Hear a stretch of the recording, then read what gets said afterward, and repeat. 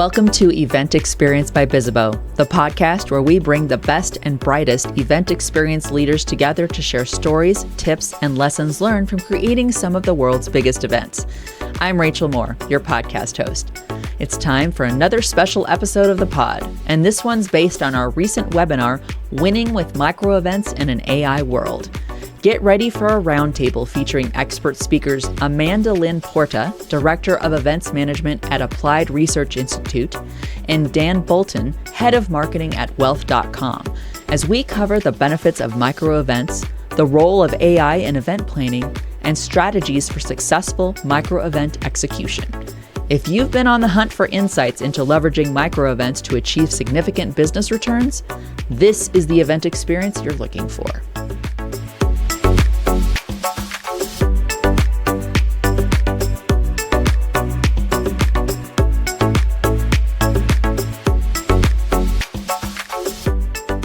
Well, hello, everyone. We're so glad you're here with us. I'm Rachel Moore, and I'm the host of Bizzabo's Event Experience podcast.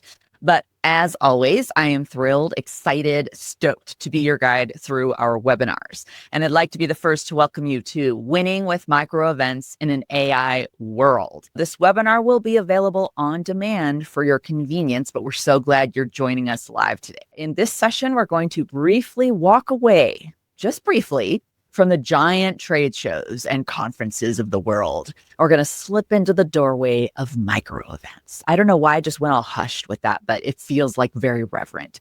That's right. Our goal today is to equip you with knowledge and practical tips to help you make strategic decisions about your business and how you might shift into micro events successfully. We also want you to learn from actual playbooks or micro events that executed to expectation and beyond. And we're going to help you develop the tactics and tools you'll need to deliver micro events without a hitch, but with huge returns. We're also going to ask and talk about how AI first is a great ecosystem for your micro event planning. And we're going to dig into Busy Dinners, Bizzabo's own micro event series, and how Bizzabo can help you make micro events a success.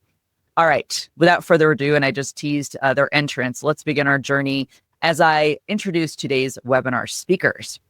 First, we are bringing in Amanda-Lynn Porta. Amanda-Lynn is the Director of Events Management at Applied Research Institute, or ARI, and is an event industry leader with over 10 years of experience planning and executing high-profile events with expertise in customer service, business operations, and quality assurance auditing. Amanda specializes in logistics and creative direction for ARI to build partnerships between academia, industry, and government that advance national security, innovation, and economic growth in Indiana. So if anyone's joining from Indiana, give a shout out there. On micro days, her feet are wearing echoes. Amanda-Lynn, welcome to today's discussion. Hi, everyone. Next, we have Dan Bolton. Dan is the head of marketing at Wealth.com, where he leads initiatives that elevate the company's brand, accelerate demand generation, and position Wealth.com as the category leader in estate planning and wealth technology. Dan has been named a 2024 Next Gen Rising Star by CityWire, a 2025 Rising Star by Investment News, and he's a finalist for 2025 CMO of the Year at the Think Advisor Luminary Awards. Dan, if your track record says anything, I think you've got a good shot at it. His favorite micro event day shoes are On Clouds. Welcome to the webinar, Dan. Thank you so much. Glad to be here. I know. I'm so excited to let us get started, shall we? Dan, I'm going to start with you. What percent would you say you're at in micro events as far as like how much you want to grow it from where it is today? Where are you? I would say 75%. Dang. More. All right. Okay. That says a lot. We actually tease up really nicely that you're going to be pro micro events in this webinar. So that's awesome.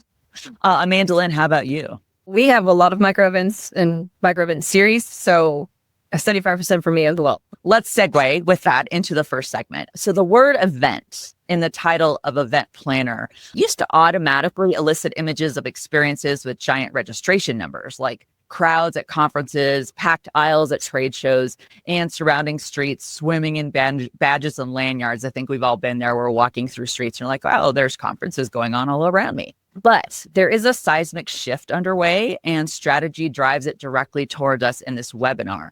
Micro events are the playbook to make the success of your flagship conferences and larger events skyrocket. Micro events are the play and your peers are the planners. So let's start the way all great event plans should, and with strategy. Amanda-Lynn, I'm going to take this one to you. We are all ears here.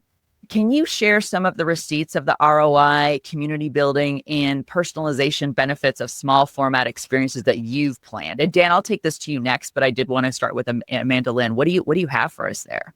Yeah, sure thing. With the smaller format event experiences, the ROI shows up in ways that go beyond just like numbers, obviously. For our like niche ideation events, this small program that we had, it led with a smaller group of people that were very concentrated to a certain industry. It led to a contract add-on opportunity within, like I would say, about 3 months. And that was a huge return for us. But equally, we saw that the attendees were more open and engaged in the smaller setting. Like they were able to, obviously it was an ideation event, but they were more comfortable and more conversations were happening.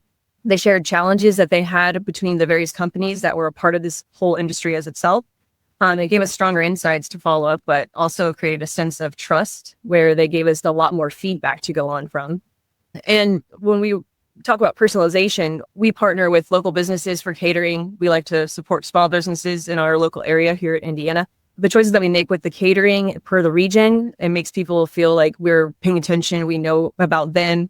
We've had participants mention that in feedback. For us, the repeat attendance was big when we came back for the annual events. And that's what every event planner wants, obviously. So obviously some great receipts right there. And a quick note, we're going to go back to the poll in just a second. But Dan, I wanted to let you answer that question first. I will return us back to those results in a second. I don't want to leave y'all hanging. But Dan, how about some receipts for you from ROI, community building, and the personalization benefits from what you've planned?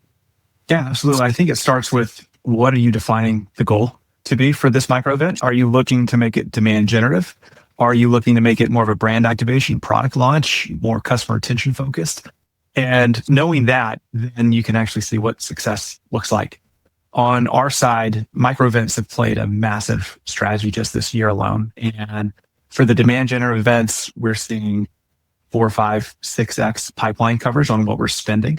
On customer retention, activation, we can go into the product afterwards behind the scenes and see, oh, these attendees, they did more things in the product. They took these actions. They sent these emails. They did this activity.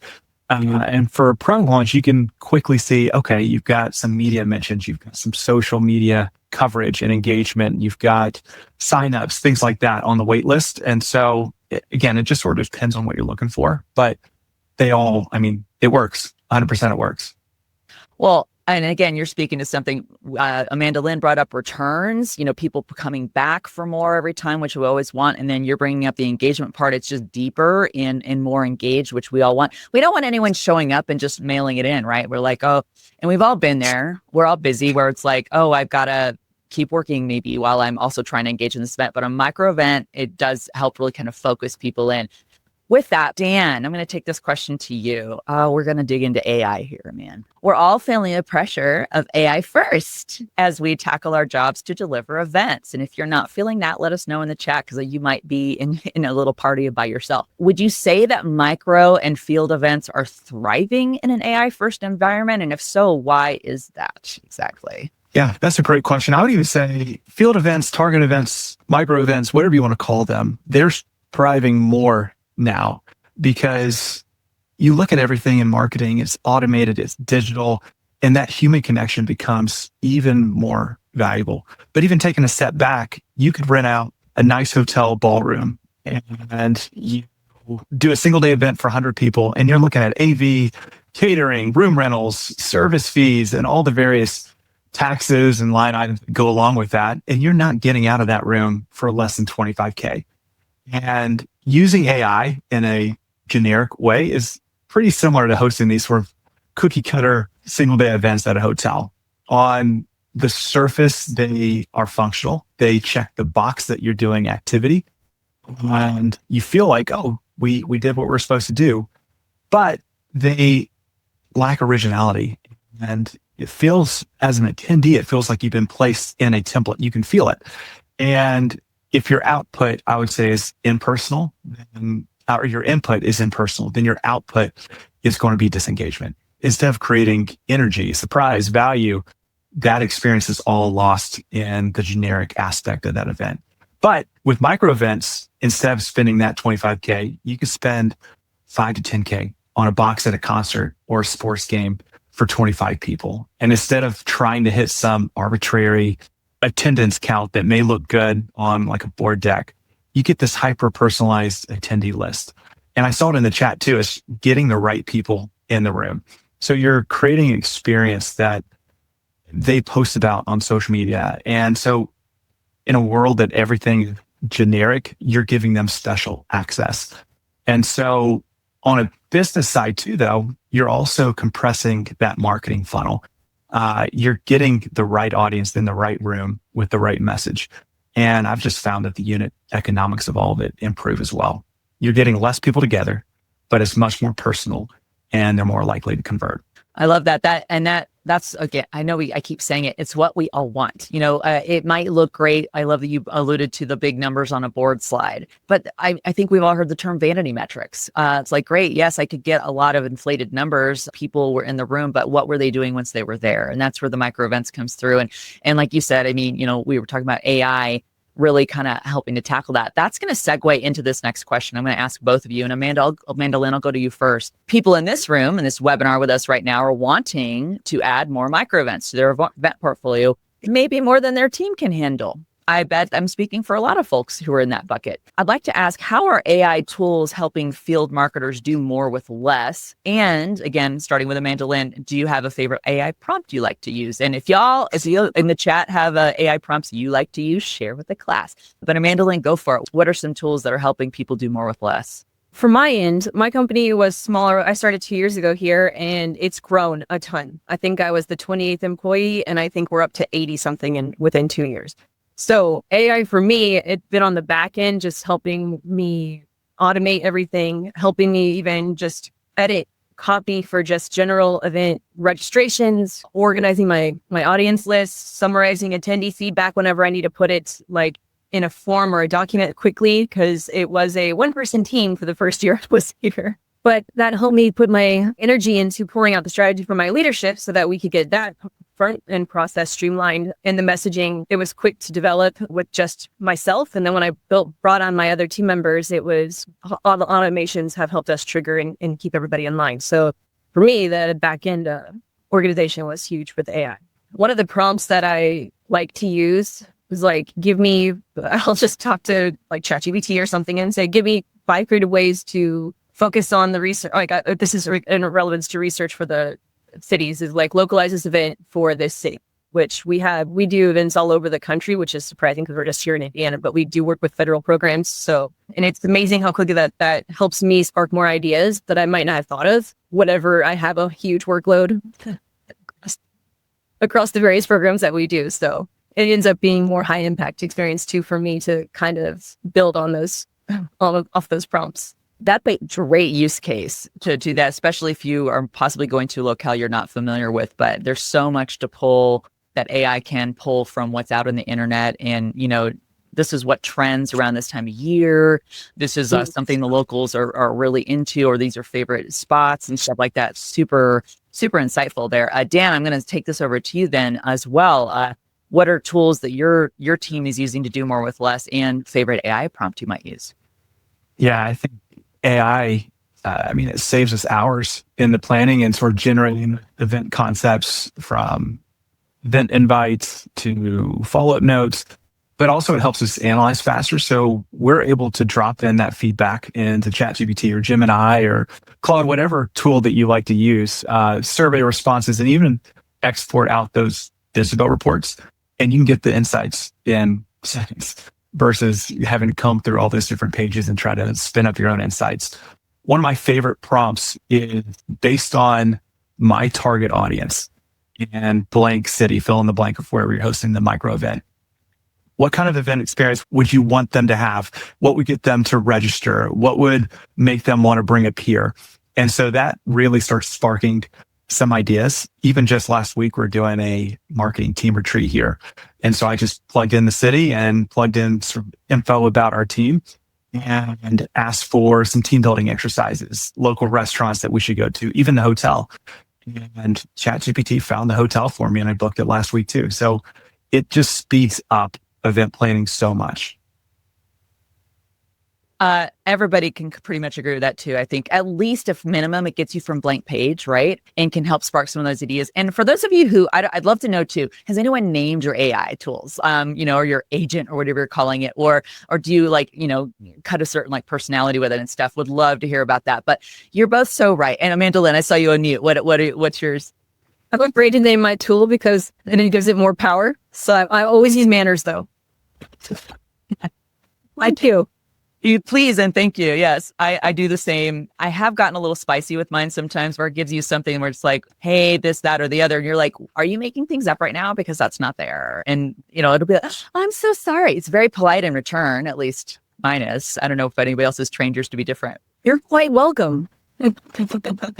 That's right. I love that. There may be some folks too, and it's totally okay. If anyone's in the webinar and you're like, I really haven't started using AI yet, and, it's okay. Everybody starts from somewhere. And, I think it can be something to get used to. Obviously, there's all kinds of things around AI as well. But all this driving back to micro events too. We're all just trying to get more done and get better events done.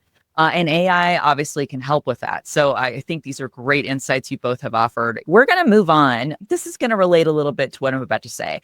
Because even if you don't, one has to admire when you're watching a sporting event, I would call it a swashbuckling play is executed. We all go, oh, scoreboard goes up. Everyone goes to the coaches to ask how in the world they pulled that off.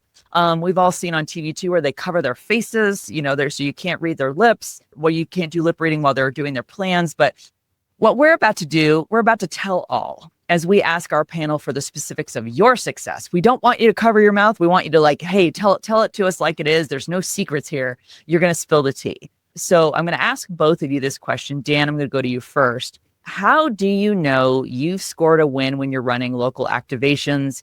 And also, what do you try to avoid? So give us your tea there. What's a win and what's we don't want to fail?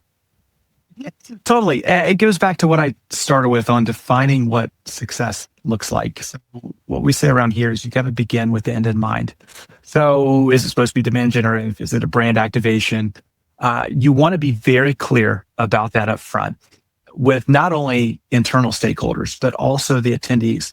What does that landing page look like? What's the copy say? Do they know what they're signing up for? The worst thing that could happen is an attendee signs up thinking that they're coming to some cocktail appreciation event, and then they just get hit with a hard demo right off the bat.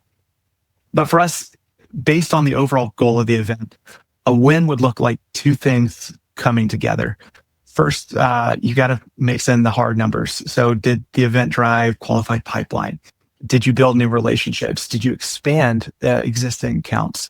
So we track MQLs, SQLs, and then close one tied back directly to every event. And we do that via Salesforce. Then on sort of the softer side of things, did attendees email you afterwards thanking you that they got to join? Did you hear them say this was an incredible event? Did they talk about it on social media? That's how we know that we delivered that value beyond just sort of a simple meal or a meeting. And on what I try to avoid, anything that feels more like a generic box to check. And if it's something a competitor can do, I sort of just gravitate naturally away from that. If it looks like any sort of hotel ballroom, you've already sort of lost on that, in my opinion. And I'll just say too, it's okay not to win on the first try. Very few things that any of us do win on that first try. And I think we've all been involved in something that didn't win when we first started. So a product launch where internally there's a ton of buzz and you thought this is just going to blow up our sales number. We're going to hit our numbers. And then sort of the feedback was muted, or you launch a podcast and first episode gets 5 listeners and 2 of them were your parents. That's okay. You just need to try that second, that third time. And the same thing for micro events. If you're able to have an incredible success on the first try, kudos to you. I wasn't able to do that. What helps though is keeping everyone around you, your boss, internal stakeholders, your teammates informed on how things are going. Be open to sharing you know what, this didn't work, but we're going to improve these 5 things next time. For every micro event that we do, we have what we call a postmortem event. And I know that sounds morbid, but it's always after the event and it's always with every single stakeholder.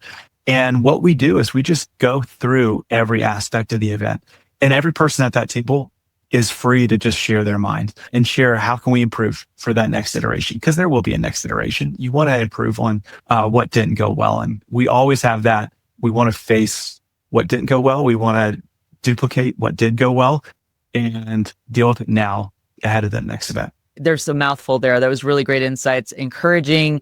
I love the notion of like, hey, if it feels like you're just checking a box, move away from that and try something maybe a little harder, a little different.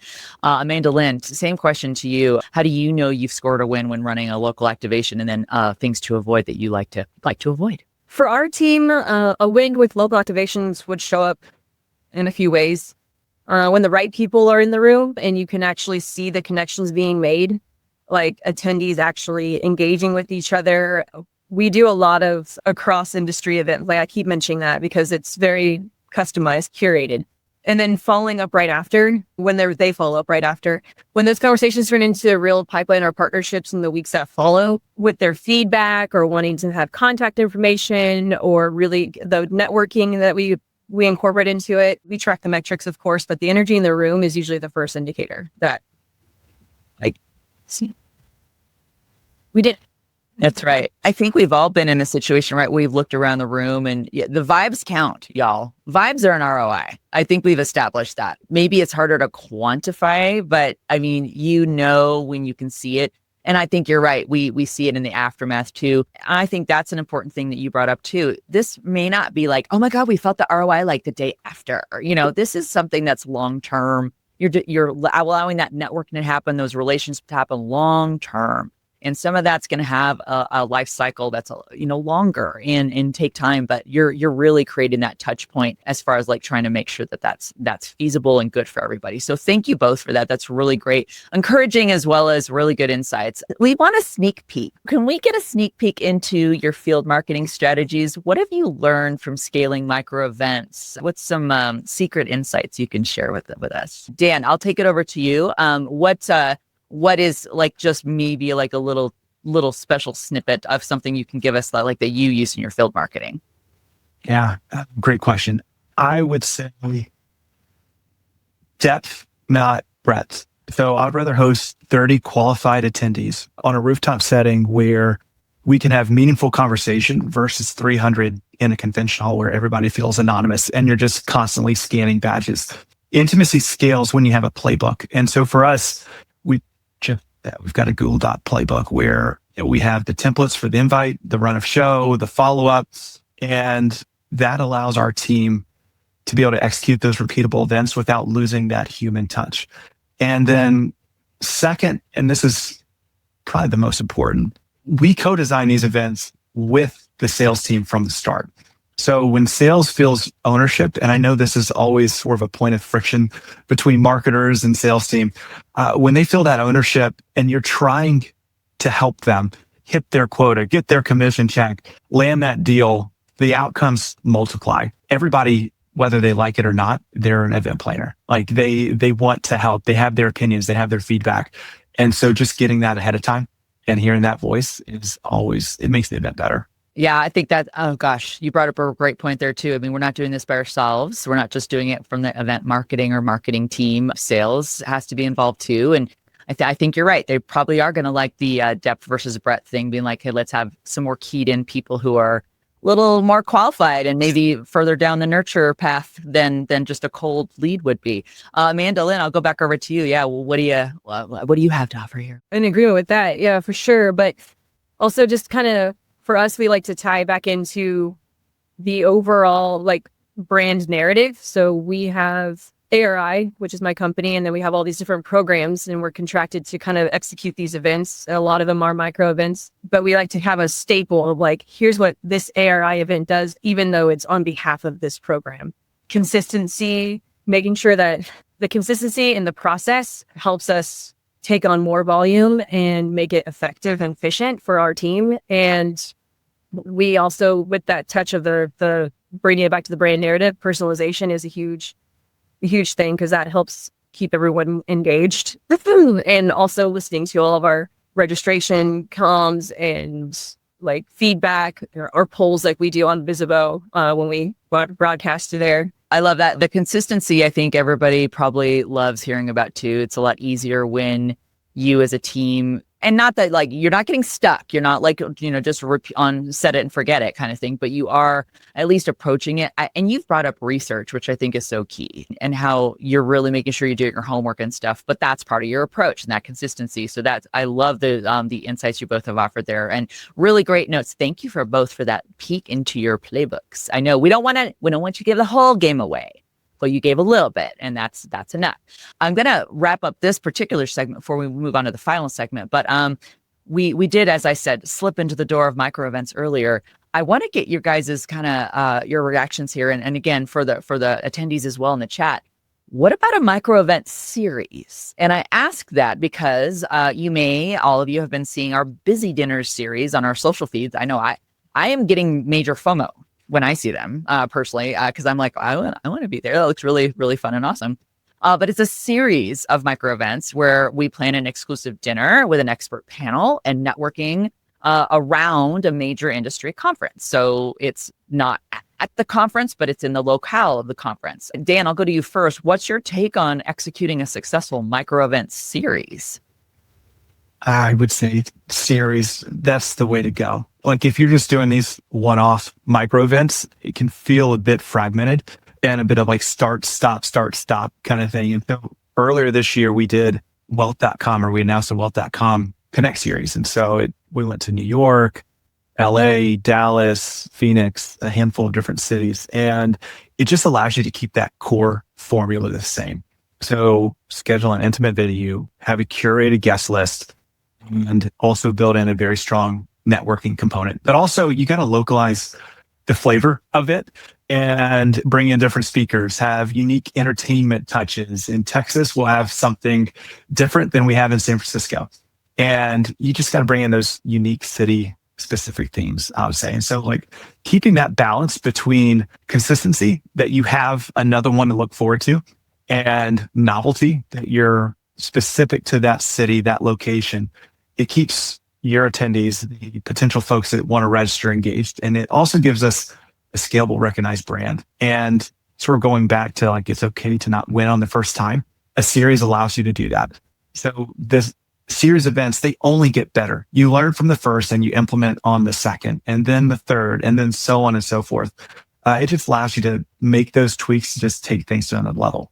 Great insights there. And yeah, Amanda, it goes back to that research locally, right? I know Dan just kind of pivoted off what you had said earlier about that as well. But yeah, what do you think about a series of micro events? So we have a series that we do for the state that is, we have a little bit of in-person and a little bit of webinars that we mix in. And again, the consistency, right? Making sure we have those touches to the community, and making sure that we eliminate too much fluff. Like we're really direct with our correspondents because we've engaged them with a micro event that's in person for more networking, and they can put faces to names. And then when they go virtually, they are more able to engage with our lead speaker, our program manager that's on there. They get right to the meat and the potatoes, if you will, of what to expect when we tell them like, hey, it's this time, here we are, and you guys already met in person. And then we kind of, we just like mix and match the webinar versus in person, and it works really well for us. Especially, gosh, from a marketing standpoint, we're all tired of the fluff. And yeah, you're talking about, look,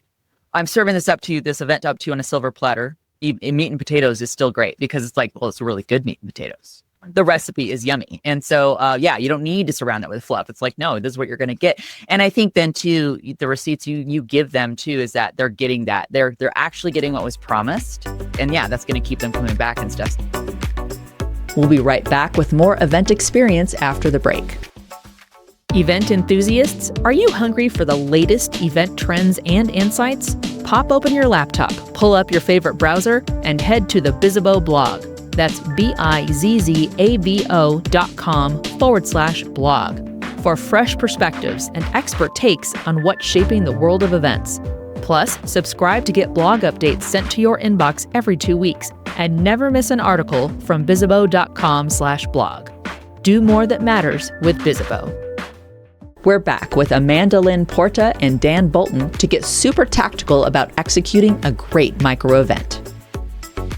To take your attendees into your next, or maybe anyone in the webinar, it might be your first micro event, you do need the tricks of the trade. Fortunately, we have two experts in the room here who can help us do this. We're going to deliver this to you. Let's go around. I'm going to ask each of you to spill a little bit more tea, if you will, about how you've done micro events. More to the point, how our attendees in the webinar should do it too. So first of all, Amanda, I'm going to go to you first for this one. As our attendees ponder on what type of event and audience they should target next on a micro event for maximum impact, can you give us some tips? Like how did you first choose like what you were going to do for a first micro event? Maybe they can kind of learn from that. What do you have? What tips do you have for our audience? Again, this goes to like that preliminary research with the target audience and developing that strategy really well. If you're given a target audience, like, I'm on the event side of things, whereas I think Dan's like more on the marketing where he's kind of doing that research and providing it. We look at who brings the most value to the table, the decision makers, the roles, the industry that they're in, and who's going to bring or like instigate deeper conversations at these micro events.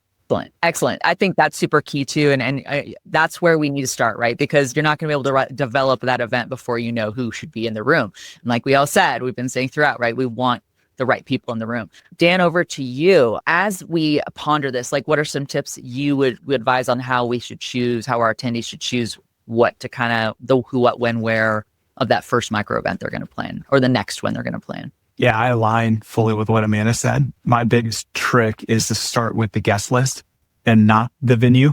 So, I mean, we've all had those conversations with different members of our team where they're like, we should go to this city next. We should go to this city. But when you start looking in Salesforce or HubSpot, whatever you use, and it's like, well, we actually have 5 customers here. And do you think all 5 customers are going to show up to our cocktail hour? I don't know. Or if there's 100 customers in this area, there is a good starting point. Because if you can get the 10 right people in a room, that produces much more than getting the wrong 50 in a fancy ballroom. And then second, I would just say obsess over the details. So the signage, the swag, even who is greeting the guests as they walk through the door. Those are the details that shape the experience. And then third, how you follow up matters. The follow-up is often just as important as the event itself. They had a great experience and then you just go dark. At the end, you've lost all that momentum. A well-timed recap email, or if you had a photographer on site and you have that album, you can include the link there, a personal note from the sales team. It's where you turn those moments actually into, I would say, like measurable ROI. Love that. Great tips as well. I tend to think more of the venue, like, oh, I can picture the event there. And again, I'm not an event planner, so please use that as a caveat. But you're so right. It's not going to matter if you make a micro event in a town or a city where it's like, yes, but our customers and leads aren't even there. Who are we doing? What are we? Why do we go cold when we go warm? So really great advice. Amanda-Lynn, I'm going to take this next question to you. Even if we aren't planning a giant event, we still need our partner teams around us. We've mentioned sales, but they're not even the only ones. We need our partner teams to make it worth everyone's while. How do you align sales and marketing and customer experience teams for your seamless execution of your micro events? I feel like my team says process flow more than any team. We're always talking about the process. There's a flow, like we have to develop our flow charts, but with that process flow, it kind of helps us build out AI automations so that everyone stays triggered. In the event proposal stage, we find shared goals between all the teams and customize our process flow chart to that. I keep laughing when I say that because I think I've been in a meeting like, can we say process flow one more time? It's talked about the most. And then from that, we build in regular check-ins, collaborative planning syncs. We call them syncs, but they're meetings, shared workable files. We use SharePoint a lot. It's easier for everyone to stay in the know or also catch up like when they get pulled off onto other things and have to come back in. And that's really helped us with our keeping everything seamless. I have a feeling everybody here wants the peak of your process, your flow chart. I posted up when you said that. I was like, what? I want that. And so I'm not going to ask you to give it away, but I'm just saying you might get contacted after, be like, can you give what does it kind of look like? You don't have to give the whole game away, but I love that. Thank you. That was a good teaser to reach out to you after the webinar. But Dan, I'm going to bring this question to you. Field events certainly do have their own feel, or as you've already emphasized, they should have their own feel. They're unique from the larger events we're all used to. Again, sea full of lanyards and badges across the city. How do you use Bizzabo specifically to run repeatable, scalable micro event programs? Tell us how Bizzabo is helping you with that. This is the easiest question of the day because I am wildly biased. I've rolled out Bizzabo twice now at a couple different companies, but at a high level, Bizzabo, it's not only central to what you do, but it takes out the hardest part of these events, the execution and the reporting. And we can spin up a branded registration page, automate RSVPs and check-ins, and then we push everything into HubSpot and Salesforce so the ROI story becomes really clear quickly.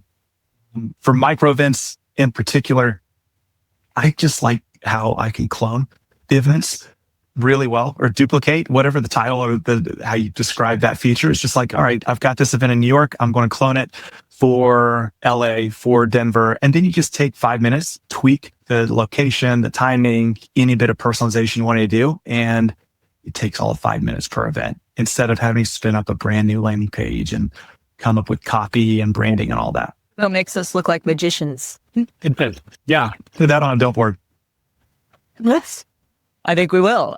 We do have, I'm pretty sure there's at least one or two Bizzabo people in the audience who'll be like, Thank you for that soundbite, Amanda-Lynn. I didn't ask her for that, y'all. She just did that on her own. So yeah, and he's just saying exactly like everything that my leadership has said to me, like, wow, this is just so quick and it looks so great and so professional. And then our audience says it back to us. And I'm like, it's just well, you are the magicians for including Bizzabo. So thank you for that. You heard it here, folks. So with that, though, that brings us amazingly, this time has flown, brings us to the end of this segment. We have a gift for you, and it's not in the least bit micro. We want you to grab your own copy of Designing In-Person Events That Deliver, a strategic guide for 2025 and beyond. So grab it. QR code's there. It's available for you, and it's going to help you in addition to all the great snippets you got and the advice you got from today.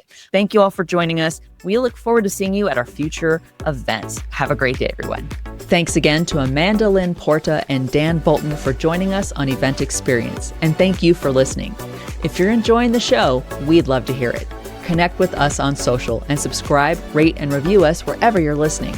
Also, don't forget to share the show with your colleagues and friends. You can find transcripts of each episode and key takeaways on bizzabo.com/podcast. You can also catch the original webinar of this episode on demand. On behalf of the team, thank you. We'll gather again soon for a new episode of Event Experience.